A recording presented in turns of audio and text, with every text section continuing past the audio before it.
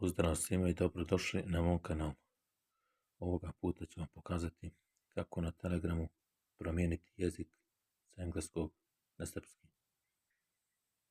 Pa da počnem.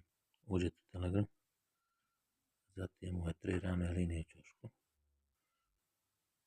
onda u settings, da idete prema dolje,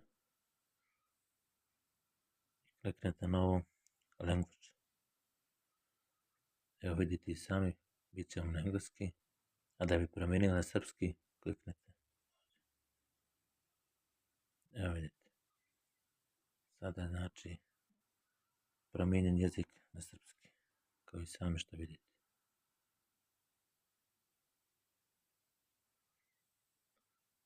To bi bilo sve u ovom klipu. Zapratite me na ovom kanalu radi još videa koji će biti uskoro objavljeni. Pozdrav do gledanja.